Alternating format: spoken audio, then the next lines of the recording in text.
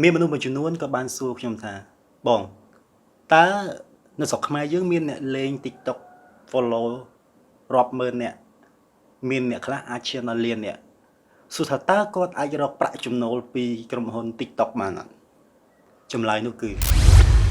ហេសួស្តីអ្នកនរគ្នាខ្ញុំបាទ Dararith សូមស្វាគមន៍មកកាន់វីដេអូខ្លីខ្លឹមពីបច្ចេកវិទ្យាមានបងស្រីម្នាក់ក៏បានសួរមកខ្ញុំថាបង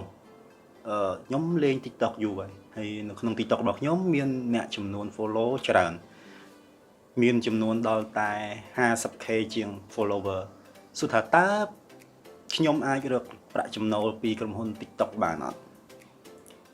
ចម្លើយនោះគឺទេក្រុមហ៊ុន TikTok គឺជាក្រុមហ៊ុនបណ្ដាញសង្គមបែបកំសាន្តដែលផលិតវីដេអូកំ pl ែងវាមិនមែនជាក្រុមហ៊ុនលក្ខណៈដូច YouTube ដូច Twitter ដូចផ្សេងៗទេដែលវាអាចរលុយបានរយៈ Google AdSense បានទេយោងតាមគេហទំព័រសបាយ .com គាត់បាននិយាយថាមានមនុស្សស្រីម្នាក់ឈ្មោះកញ្ញា Lauren Great គាត់គឺជាបុគ្គលល្បីមួយដែលលេង TikTok មុនដំបូងគេល្បីជាងគាត់អាចរកប្រាក់ចំណូលប្រមាណជាង$30,000ដែលបានពីការផ្សព្វផ្សាយលើ Instagram និងគណនី YouTube របស់គាត់បច្ចុប្បន្នគាត់កំពុងតែប្រើប្រាស់គណនី TikTok របស់គាត់ដែលមានអ្នក follow ជាង40,000នាក់អញ្ចឹងមានន័យថាអ្នកទាំងអស់គ្នាមិនអាចរកលុយតាម TikTok បានទេក៏ប៉ុន្តែអ្នកអាចរកលុយពីឈ្នាន់ TikTok មានន័យថាអ្នកឯងអាច add គណនី Instagram គណនី YouTube របស់អ្នកចូលនៅក្នុង link នៅក្នុង TikTok ពេលដែលមានគេ view លើ TikTok របស់អ្នកកាន់តែច្រើនមានន័យថាគេចូលមក profile អ្នកកាន់តែច្រើនជារៀងរាល់ថ្ងៃគេប្រកាសជាចុចក្នុង link YouTube ពេលដែលចូលក្នុង link YouTube អ្នកធ្វើវីដេអូនៅក្នុង YouTube ទៀតមានន័យគេមើលពី TikTok ចូលក្នុង YouTube អ្នកអាចរកលុយបាន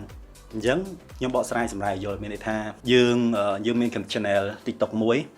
ហើយយើងចូល channel TikTok យើងនឹងតំណ link ក្នុង description របស់ TikTok ដាក់ link YouTube យើងបន្តមកទៀតយើងមាន post វីដេអូលក្ខណៈបែបកំ pl ែងសប្បាយដូចក្នុង TikTok អញ្ចឹងនៅក្នុង YouTube ជាមួយនឹង link តំណពី TikTok ទៅអញ្ចឹងពេលដែលគេមើល TikTok របស់យើងគេចូលទៅក្នុង TikTok គេអាចចូលតំណក្នុង YouTube ទៅពេលដែលគេមើលវីដេអូក្នុង YouTube អញ្ចឹងទៅគឺបានលុយមកហើយ